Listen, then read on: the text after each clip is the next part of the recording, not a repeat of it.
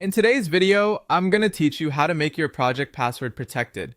If you want to make sure that only approved viewers can access your content, turning on password protection is a simple and effective option.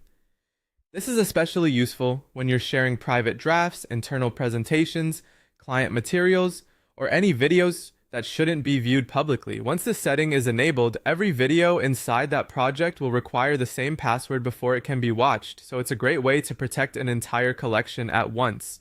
To get started, open the project you want to secure. Make sure you're inside the correct project before changing any settings, since this privacy option will apply to everything contained within it.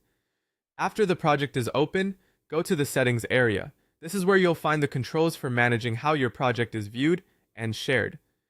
Inside settings, look for the privacy section. This is where access permissions are managed. In the privacy options, select password protected. Choosing this tells the platform that your project should no longer be openly accessible and that viewers will need to enter a password before they can continue. Once you've selected password protected, set your access code. Choose a password that's easy for your intended audience to use but not too simple to guess.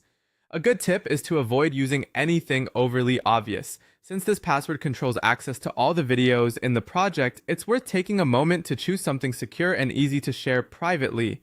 After the code is set, your project will be protected and all videos inside it will require that password to watch. That means viewers won't be able to open any of the content unless they first enter the correct code. This can save time compared to protecting each video individually, especially if your project contains multiple files. If you plan to share the project with others, be sure to send the password through a secure method and only to the people who should have access. Also, if access needs change later, you can always return to the same privacy settings to update the password or adjust the protection level. That's it. By opening your project, going into settings, choosing privacy, selecting password protected, and setting a code, you can quickly secure all the videos in that project and control who gets to view them.